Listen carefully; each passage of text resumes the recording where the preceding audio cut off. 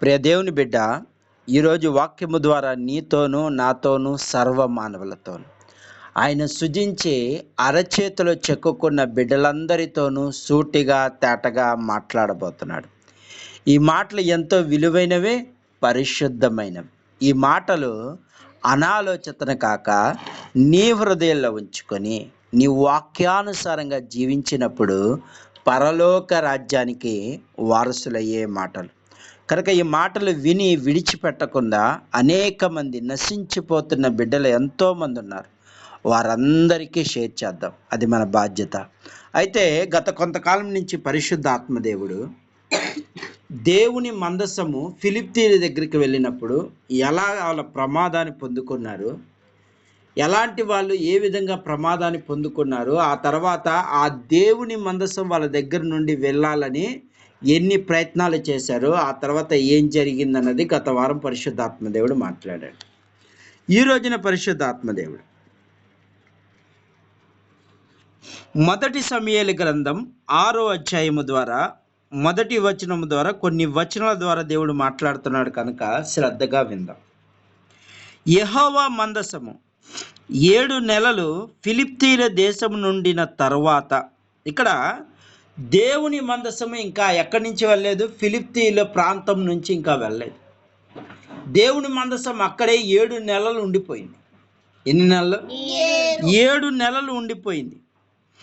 7 నెలలు ఉండిన తర్వాత ఫిలిప్తీల దేశం ఉండిన తర్వాత ఫిలిప్తీయులు యాజకులను శకునాలు చూచి వారిని పిలిపించి ఈ మందసాన్ని ఇక్కడి నుండి మనం ఎలా పోగొట్టుకోవాలి, ఎలాగ ఈ సమస్య నుంచి మనం గట్టెక్కాలి, ఏ విధంగా ఈ పరిస్థితి నుండి మనం ఈ యొక్క దేవుణ్ణి ఎలాగ పంపించాలి అని ఇప్పుడు ఏం చేస్తున్నారంటే శకునుగాలను పిలిచారు. ఏమని పిలిచారు?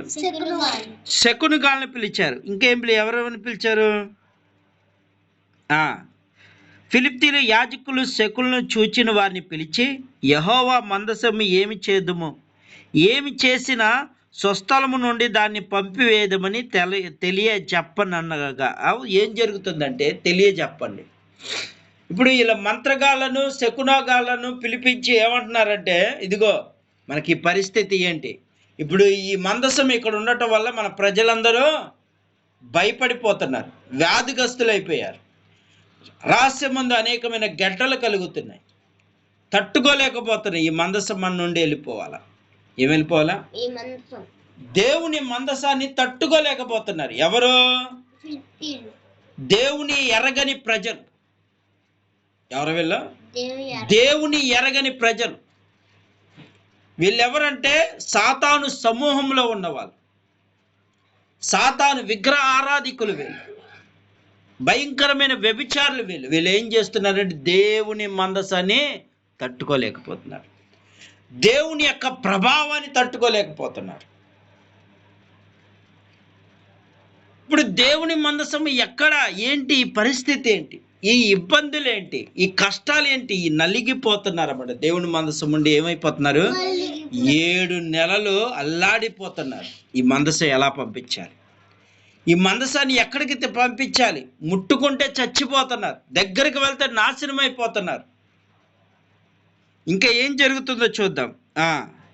వారి ఇశ్రాయేలు దేవుని మందసము పంపివేయనుద్దేశించిన ఎడల ఊరకనే పంపక ఏ విధము చేతనో ఆయనకు అపరాధమైన అర్పణ చెల్లించి పంపవలెను. అప్పుడు మీరు స్వస్థత నుండి ఆయన హస్తము మీ నుండి వెనుదీయక ఉండునేమని మీరు తెలుసుకుందురని. ఇక్కడ శకునగాళ్ళు ఏమంటున్నారంటే, మనం ఇక్కడ దేవుడికి వ్యతిరేకమైన తప్పు చేశాం, దేవుని మందసాన్ని అక్కడే ఉంచేసి ఉంటే సరిపోయేది, ఇశ్రాయేలు దేశంలో ఉంటే సరిపోయేది. అనవసరంగా మనం ఏం చేసాము? తెచ్చేసుకున్నాం. ఏం తెచ్చేసుకున్నాం? అనవసరంగా మనం దేవుణ్ణి తెచ్చేసుకున్నాం. ఇప్పుడు ఈ పరిస్థితి ఎలాగుందంటే, ఇశ్రాయేలు ప్రజలకి మొట్టమొదటి అక్కడ పాపం చేసినందుకు వాళ్ళు చనిపోయారు. కానీ మనం అక్కడి నుండి ఏం తెచ్చేసుకున్నాం? ఈ భయంకరమైన శ్రమను తెచ్చేసుకున్నాం. ఇప్పుడు ఎలా పంపాలి? అర్థమవుతుందా? ఎలా పంపాలి, ఎలా ఈ పరిస్థితి ఏంటని శకునగాలను పిలిపించినప్పుడు అక్కడ జరిగిన సంఘటన ఏంటంటే, దేవుని శక్తి ముందు సాతాను సమూహం నిలబడలేకపోతుంది. ఈ రోజున దేవుని వాక్యం వింటున్న ప్రియ దేవుని బిడ్డ, దేవుని శక్తి ముందు సాతాను శక్తి నిలబడదు. సాతాను యొక్క సమూహము నిలబడదని ఈ వాక్యము సెలవిస్తుంది. అల్లాడిపోతున్నారు. మన దేవుడు ఎవరు? విజయాన్నిచ్చే దేవుడు. ఈ రోజున విజయము లేదు వాళ్ళకి. ఇశ్రాయేలు ప్రజలకు ఏమి లేదు, విజయం లేదు. కానీ ఇక్కడ కూడా విజయం లేదు. పరిస్థితులు తారుమారైపోతున్నాయి. ఈ రాత్రి కాల సమయంలో మన దేవుని ఎంత బలవంతుడో ఈ రోజున ఈ మందసము ద్వారా అక్కడికి ఎవరు తెలియజేస్తున్నాడు? ఫిలిప్తీయులకు తెలియజేస్తున్నాడు. దేవుని యొక్క శక్తిని ఎవరికి తెలియజేస్తున్నాడు? దేవుని ఎరగని వారికి తెలియజేస్తున్నాడు. ఈ రోజున దేవుని పిల్లల్ని ఎంతమంది ఇశ్రాయేలు ప్రజలు ఏ విధంగా అయితే నాశనం చేయాలని ఫిలిప్తీయులు ఆనాటి నుండి, ఏనాటి నుండి? న్యాయాధిపతుల కాలము నుండి. ఇదిగో ఈ న్యాయాధిపతుల కాలమంతా ఏం చేశారంటే వాళ్ళను బానిస చేశారు. ఏం చేశారు?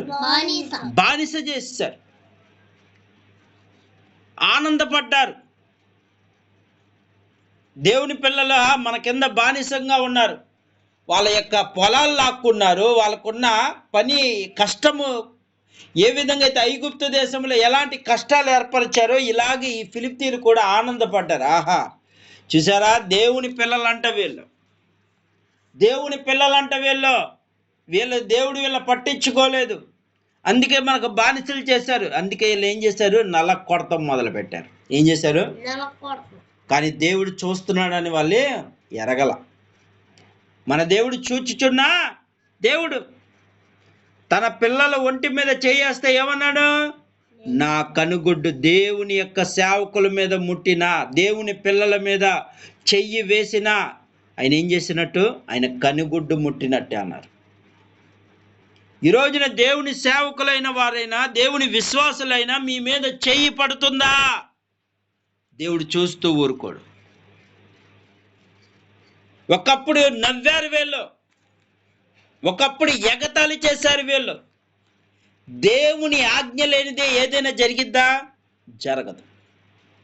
కానీ దేవుడి ఆజ్ఞ లేనిదే ఏది జరగదు. కానీ మందసం ఫిలిప్తీయుల దగ్గరికి ఎందుకు వచ్చింది? వాళ్ళ పని పడతాకే. అందుకే దేవుడు ఏమంటాడు తెలుసా? పగ తీర్చుకునేవాడిని నేను. నా బిడ్డల జోలికి వస్తే ఊరుకుంటాడా? ఒకప్పుడు నవ్వారు అన్నాడు. మోషే కాలంలో కూడా ఇదే జరిగింది. 2 సంవత్సరాల పిల్లలను ఫరో చంపేయమన్నాడు అన్నాడు. ఏ విధంగా అయితే హెబ్రీయుల్లో వాళ్ళందరూ మగపిల్ల వాళ్ళని తీసుకెళ్ళి ఏం చేశారంటే నైలు నదిలో పడేసి ఆనందపడుతున్నారు. ఏమని పడుతున్నారు? ఆ ముసలు తింటా ఉంటే ఒక్కొక్కరు నవ్వుతూ ఆనందపడుతున్నారు. పైశాచిక ఆనందంతో ఉన్నారు. వీళ్ళ దేవుడు ఏం పట్టించుకోడు, వీళ్ళని ఎవరు కాపాడలేరని చెప్పి వాళ్ళ కడుపును పుట్టిన పిల్లలందరినీ ఏం చేస్తున్నారు? తీసుకెళ్ళి ముసళ్ళకు వేశారు. నైలు నది అనగా అందులో ముసళ్ళు ఉంటాయి, భయంకరమైన ముసళ్ళు. ఆ ముసళ్ళు నోట్లో ఖర్చుకొని తింటా ఉంటే ఒక్కొక్క ఐగుప్తు రాజులు కానీ, మిగతా సైన్యమే కానీ, ఆ దేశమే కానీ సంతోషపడ్డారు. అందుకే దేవుని వాక్య అపహాసులు చేసిన చోట నువ్వు కూర్చుండొద్దు అన్నాడు. ఎందుకు కూర్చుండొద్దు అన్నాడు? ఒకవేళ నువ్వు కూడా అపహాసం చేస్తే ఒకరోజు నీకు కూడా ఆ శ్రమ పడుతుంది. కీర్తనాకారుడు దావీదు ద్వారా దేవుడు మొట్టమొదటి వచనంలో చెప్పబడుతుంది, అపహాసుల చోట కూర్చుండొద్దు. ఈరోజు నవ్వే వాళ్ళ దగ్గర నువ్వు ఉండొద్దు అంటున్నాడు. ఎదుటోని ఎగతాళి చేసేవాడి దగ్గర నువ్వు ఉండొద్దు అంటున్నాడు. ఇప్పుడు వీళ్ళు ఏం చేస్తున్నారంటే ఎగతాళి చేశారు, దేవుణ్ణి అవమానకరమైన మాటలు మాట్లాడారు, ఎగతాళి చేశారు, నవ్వారు. వాళ్ళు అనుకున్నారు మమ్మల్ని ఏమి అవ్వదు, వాళ్ళ దేవుడు వల్ల కాదనుకున్నారు. కానీ ఇప్పుడు వాళ్ళకి ఆ శ్రమలు తెలుస్తున్నాయి. ఈరోజున ఎవరైతే దేవుని వాక్యం వింటున్న ప్రియ దేవుని బిడ్డ, నువ్వు ఏ శ్రమలు పడుతున్నావో దేవుడు చూస్తున్నాడు. ఎవరి చేత నువ్వు ఇబ్బంది పడుతున్నావో దేవుడు చూస్తున్నాడు. ఈరోజు చర్చీలు కూలిపోవచ్చు. ఈరోజున అనేక ప్రాంతాల్లో అనేక విధాలుగా దేవుని ప్రార్థనలు ఆగిపోతున్నాయి. కానీ దేవుడు ఏం చేస్తున్నాడు? చూస్తున్నాడు. ఏం చేస్తున్నాడు? దేవుడు చూస్తున్నాడు. దేవుడు ప్రతి విషయాన్ని చూస్తున్నాడు. ఈ రాత్రి కాల సమయంలో ఈ రోజున మందిరాలు కూల్చేస్తున్నారు. కూల్చనే దేవుడు చూస్తున్నాడు. దేవుని పిల్లల మీద చెయ్యి వేస్తున్నారు, చూస్తున్నాడు దేవుడు. అన్నీ చూస్తున్నాడు. అన్ని లెక్క అప్పచెప్పే రోజు ఒక రోజు రాబోతుంది. రొమ్ము కొట్టుకుని ఏడ్చే రోజు ఒక రోజు రాబోతుంది. నువ్వు అనుకుంటున్నావు నన్ను దేవుడు పట్టించుకోవట్లేదేమో అనుకుంటున్నావు. నా దేవుడు చూస్తున్నాడు ప్రతి ఒక్కరిని. నీతిమంతుల మీద, యథార్థవంతుల మీద ఆయన కనుదృష్టి ఎల్లవేళలా ఉంచుతున్నాడు. నువ్వు ఎలాంటి నిందలు పడుతున్నావో, ఎలాంటి అవమానాలు పడుతున్నావో దేవుడు చూస్తున్నాడు. ఆనాడు మోషే కాలంలో కూడా అదే జరిగింది. వాళ్ళందరూ ఆనందపడ్డారు. ఏ మోషేనైతే చంపాలని చూశారు, అదే మోషే ద్వారా ఒక రోజున వాళ్ళకి ఏం జరిగింది? 10 తెగుళ్ళు వచ్చినాయి. తట్టుకోలేకపోయారు. తృణీకరించాలనుకున్నారు. చంపాలనుకున్న వ్యక్తి ద్వారా దేవుడు ఏం చేశాడు? మళ్ళా అదే మోషేని నిలబెట్టుకొని 2 సంవత్సరాల పిల్లల్ని చంపేయమని ఆ తల్లి ఏం చేసింది? ఏ రాజైతే అనుమతి ఇచ్చాడో ఆ ఇంటిలోనికి మోషే వెళ్ళి పెరిగాడు. ఏ రాజైతే చంపేయండి అన్నాడో వాళ్ళ ఇంట్లోకి వెళ్ళి మోషే వెళ్ళి పెరిగాడు. అక్కడ పెరిగాడు. ఈ రాత్రి కాల సమయంలో దేవుడు చేసే కార్యాలు చూస్తున్నారా? ఈ వాక్యము ద్వారా దేవుడు చెప్తున్నాడు, నిన్ను ఎవరైతే తృణీకరిస్తున్నారో, నిన్ను శత్రువుగా చూస్తున్నారు, వారింటి ఎదుట నిన్ను భోజనము సిద్ధపరుస్తానన్నాడు దేవుడు. ఎవరు నిన్ను ఎగతాళి చేస్తున్నారు వాళ్ళ పాదాల దగ్గరికి ఎవరు ఇప్పుడు యేసేపుని ఏం చేశారు? అన్నదమ్ములే త్రోలు వేశారు, ఎగతాళి చేశారు, అవమానపరిచారు. కానీ ఒకరోజు ఏం జరిగింది? కరువు కాలంలో ఏది కల జరిగిందో అదే నెరవేరబడింది. అనుకుంటున్నా ప్రియ దేవుని బిడ్డ, ఏంటి మా కష్టాలు? మేము దేవుణ్ణి నమ్ముకుంటే ఏంటి శ్రమలు, ఏంటి నిందలు, అవమానాలు? కానీ దేవుడు ఒక రోజున వాళ్ళ నోర్లు మూపించేయబోతున్నాడు. ఈ వాక్యం ద్వారా అదే జరుగుతుంది. ఫిలిష్తీయులు గడగడలాడిపోతున్నారు. ఎవరెవరైతే తన పిల్లల మీద చెయ్యి వేశారో, ఎవరెవరైతే తన పిల్లలను అవమానపరిచారో, ఎవరెవరైతే, ఇందుకే దేవుడు ఏం చేయబోతున్నాడు? వాళ్ళ తాట తీస్తున్నాడు. ఇప్పుడు ఏం చేస్తున్నాడు? గడ్డలో కలిగేసి ఏడ్చేస్తున్నారు. అందుకే దేవుడు ఏమంటున్నాడు తెలుసా? తన పిల్లల జోలికి రావద్దు. ఆయన చూస్తున్న దేవుడు. ఏదో ఆయన ప్రేమ స్వరూపి అనుకుంటున్నారు చాలామంది. కొరడాలతో 39.5 కొరడా దెబ్బలే తిన్నాడు కదా, ఇంకా ఇలాంటి ప్రేమ స్వరూపి 3 మేకులు పీక్కోలేడు అంటున్నారు. 3 మేకులు పీక్కుంటే నీ జీవితం ఈ పాటికి నరకమే. 3 మేకులు పీక్కుంటే మానవుడు అన్నవాడు ఈ భూమి మీద ఉండకుండా సాతాను చేతిలో చిక్కుపోయి పాటికి నరకపాలైపోయేవాడు. ఆయన ప్రతి ఒక్కరి కోసము ప్రాణం పెట్టాడు కాబట్టి ఈరోజు నీకు రక్షణ అనే అవకాశాన్ని ఇచ్చాడు. ఈ రాత్రి కాల సమయంలో దేవుడు చెప్తున్నాడు, ప్రియ దేవుని బిడ్డ, దేవుని మందసము ఆనాడు ఏ విధంగా అయితే ఫిలిష్తీయులు నాశనం చేసేసిందో, ఫిలిష్తీయులు 7 నెలలు నిస్తారమైపోయారు. 7 నెలలు అల్లాడిపోయారు. గడ్డలతో నిద్ర లేక సతమతమైపోయారు. ఏడిపోయాక వాళ్ళకి. ఒకప్పుడు ఫిలిష్తీయులు ఏం చేశారంటే ఈ ఇశ్రాయేలు ప్రజల యొక్క పంటను దోచుకున్నారు. వారికి ఉన్న కష్టపడిన సొమ్మును దోచుకున్నారు. ఈరోజు దేవుడు చెప్తున్నాడు, నువ్వు ఎవరెవరి దగ్గర అయితే అన్యాయంగా దోచుకుంటున్నావో దేవుడు దానికి 4 చెల్లించాల్సిన పరిస్థితి ఏర్పడుతుంది. అన్యాయంగా ఒకటి దగ్గర దోచుకోవద్దు, లంచము తీసుకొనవద్దు. నువ్వు ఉద్యోగంగా ఉంటున్న స్థలములో నువ్వు ఉద్యోగం చేస్తూ నువ్వు అనవసరంగా లంచాలు తీసుకోవద్దు. నువ్వు డాక్టర్ అయినా సరే, లాయర్ అయినా సరే, పోలీసు అయినా సరే, దేవుడు చెప్తున్నాడు, ప్రియ దేవుని బిడ్డ, నీవు దేవుని పేరు చెప్పుకొని దేవుని కుమారుడిగా ఉంటూ నువ్వు అలాంటి పనులు చేస్తే దేవుడు ఊరుకోడు. వీళ్ళను ఊరుకోడు. ఎవరిని ఊరుకోడు? దేవుని ఎరగని పిల్లల్ని కూడా ఊరుకోడు, దేవుని ఎరిగిన పిల్లల్ని కూడా ఊరుకోడు దేవుడు. ఇప్పుడు ఏం చేస్తున్నాడు వీళ్ళకి? ఒక్కొక్కరికి ఏడ్చారు, నవ్వారు కదా ఒకప్పుడు. ఇప్పుడు ఏం చేస్తున్నారు? గడగడ వణికిపోతున్నారు దేవుని యొక్క మందసం చూడగా. ఏం చేయాలి ఈ మందసాన్ని? ఎలా ఈ పరిస్థితి? ఏ విధంగా తప్పించుకోవాలి? దేవుని ఉగ్రత నుండి ఎవరు తప్పించుకోలేరు. అందుకే ఈ రాత్రి దేవుడు ఏమంటున్నాడు తెలుసా? మారిపో, రాబోతున్నా త్వరగా రాబోతున్నా. నీవు పాపముతో ఉంటే నేను ఊరుకోను. ఒకప్పుడు ప్రేమ స్వరూపిగా వచ్చా, ఇప్పుడు ప్రేమ స్వరూపిగా రాట్లా. కొదమ సింహం వలె వస్తున్నాను, యూదా గోత్రపు సింహం వలె వస్తున్నాను, భయానకంగా రాబోతున్నాను. ఇప్పుడు వీళ్ళలో ఏం పడుతుంది? భయం. వణికిపోతున్నారు, అల్లాడిపోతున్నారు. ఇక ఏం చేయాలి? వాళ్ళకున్న ఆశ, ఏ మంత్రగాళ్ళు ఉంటారో వాళ్ళని పిలిపించారు, శకునగాళ్ళని పిలిపించారు.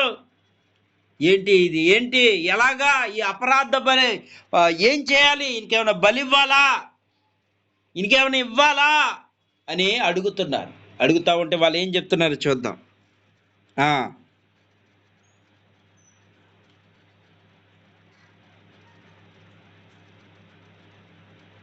అప్పుడు మీరు స్వస్థత పొంది ఆయన హస్తము మీ మీద నుండి వెనుదీయకుండును మీరు తెలుసుకొందురని ఫిలిప్తీయులు మనకు ఆయన చెల్లింపవలసిన అపరాధ అర్పణమేమి వారిని అడగ్గా, వారు మీ అందరి మీద, మీ సరిహద్దుల మీద ఉన్న తెగులు ఒకటే గనుక ఫిలిప్తీయుల సరిహద్దులు లెక్క చొప్పున 5 బంగారపు గడ్డల రూపములో, 5 బంగారం ఏంటి గడ్డల రూపంలో తీసుకొచ్చి పందికొక్కుల్లాగా, ఏంటి ఎలాంటిది?